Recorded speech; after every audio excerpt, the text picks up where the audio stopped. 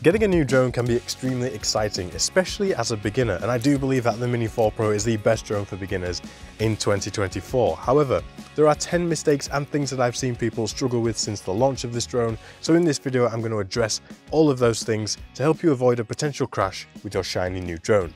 And if this video helps even just one person avoid a mishap, then I'll be a happy man. Let's get into the first point. First mistake I see a lot of people making is flying without obstacle avoidance turned on.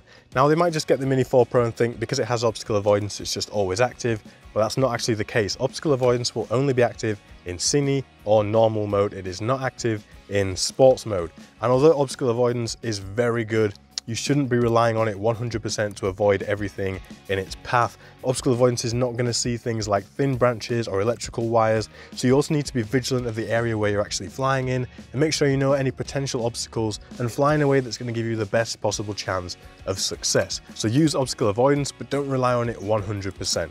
The next mistake I see people making is filming in the wrong frame rate or resolution. Now if you're filming in 16:9 in horizontal, then I recommend you shoot in 4K at 30 frames a second if you're going to be using the footage at its normal speed. Now if you want to slow down your footage in post-production, if you film in 30 frames a second and you try and slow it down, your footage is going to look jumpy and it's not going to look very nice. To get that nice smooth footage in slower motion, you're going to have to jump up to 60 frames a second, then you can halve the playback speed in post-production and still have nice smooth footage. And then also if you're filming verticals for Instagram, you don't really actually need to film in any higher than 1080p because Instagram is going to compress your footage anyway. So you can save some SD card space. If you want to film it in 4K so you have the option to downsize in post-production, then go for it, but you don't really need to be filming any more than 1080p if you're shooting for Instagram. The next thing I see people struggle with is when it comes to charging their batteries. Now you don't just want to take any old USB charger that you've got knocking around. It's not going to do the job as well as it could do. What you want is a really nice high quality 30 watt output USB charging brick and also a very high quality USB-C cable.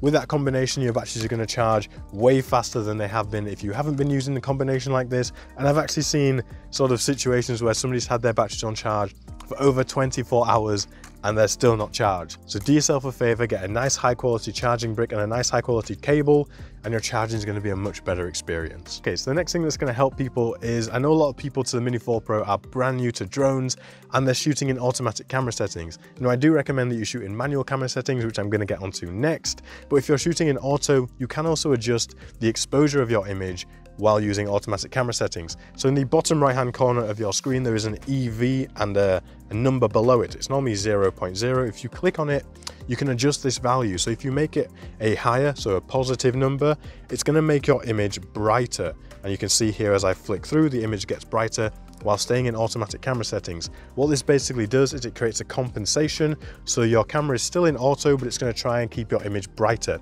And if your image is looking too bright and you want to make it darker, all you do is you go in the opposite direction and you pick a lower or a negative number, and that's going to bring the exposure and brightness of your image down. So depending on what kind of look you want to create, you can still get this in automatic camera settings, but using EV Comp is going to help you out to get the correct exposure. Okay, so moving on from automatic camera settings, I do actually recommend that you shoot in completely manual camera settings. This is going to allow you to get much more cinematic footage, much more professional looking footage, and also take advantage of things like ND filters where you can lock all your settings, get really nice exposure, get some nice motion blur in your footage, and all of these things are just going to help to make your footage look more professional. Now I do have a full video on how to make your Mini 4 Pro more cinematic, so you should go and check that one out if you want to expand more on how to become more comfortable using manual camera settings and getting higher quality footage. The next thing that I see a lot of people struggle with is hand catching the Mini 4 Pro. Now it can be a little bit of a pain to hand catch this, but there is one thing that's going to make it much easier. So if you fly the drone back to you and just before you're about to land it, flick it into sports mode. This is going to allow the drone to land in your hand much easier than if it's in normal or cine mode with the obstacle avoidance turned on. The drone is going to be much more lenient as to where it's going to land when it's in sports mode. So you can land it in your hand way easier. So if you just flick it into sports mode before you try and catch it, it's going to transform your experience, trust me. And the next thing is going to be hand launching the drone. So we've talked about catching it, let's talk about the opposite, actually getting it up in the air. Now, when you want to hand launch and hand catch, it's going to depend on where you're actually located. If there's nowhere nice and flat to take off, then hand launching and hand catching is going to be your next best option. Also, if you're at the beach, do not take off and land your drone in the sand. Sand getting into the motors is not going to do them any good. Sand is an abrasive. If it gets into your motors, it's going to wear them down way quicker, and it's not good for your drone.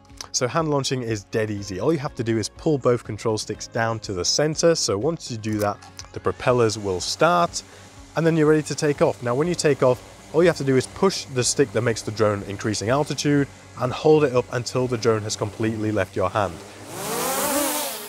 Like that. What you don't want to do is just push it up a little bit and then let go of the drone. It won't just take over and lift itself up. You have to hold it up until the drone physically leaves your hand, and then it's going to be safe. I've seen a lot of instances where people are trying to take off from a boat or something and they don't push the stick and hold it up for long enough. The drone starts to take off and then just flops into the ocean. Hold the stick up until the drone is completely taken off and you'll be fine. Right, so the next thing is when you first take the drone out of the box and you start unboxing, take all the stickers and things off, there is a little piece of foam that goes behind the gimbal here. You have to make sure to take this out when you unbox it. I've seen a lot of people miss this step, and then they power everything up, go out to the field, and they get something like a gimbal overload warning because they don't realize that that piece of foam just behind the gimbal. So make sure you take it out. You don't need it. You can just throw it away. You don't have to put it back in every time. The gimbal cover that comes with the Mini 4 Pro is more than enough to protect everything that is here. The next thing I need to mention is if you're flying your drone in very low light situations or at night, obstacle avoidance is not going to work. Obstacle avoidance works on a visual system. It's using cameras to look around to see for obstacles. If it's dark, the cameras can't see obstacles. So at night, obstacle avoidance is not working. You have to be extra careful when you're flying. And also it's really easy to see if you have obstacle avoidance on or not, because in the top right-hand corner of the screen, you have the little obstacle avoidance circle. If it's in white, obstacle avoidance is active. If it's in red, you don't have any obstacle avoidance. Bear that in mind and just fly to the situation. Something else that I see people struggle with is where to find the ability to shoot in 4K 100. Now the Mini 4 Pro can shoot in 4K up to 100 frames a second to get really high quality, really slow motion footage, but it can be quite hard to find. So to find 4K 100, you actually just click on the film reel icon just above the record button. And then on the left-hand side, right at the bottom, we have slow motion. What that's gonna do, that's gonna allow you to film in up to 100 frames a second in 4K. So you just click here on the bottom right to change your frame rate and resolution, click on 4K, and then you have 100 frames a second. Now you can record really high quality and really slow motion footage if the occasion calls for it. So the Mini 4 Pro is an extremely capable drone, as I'm sure you know, which is probably why you bought it.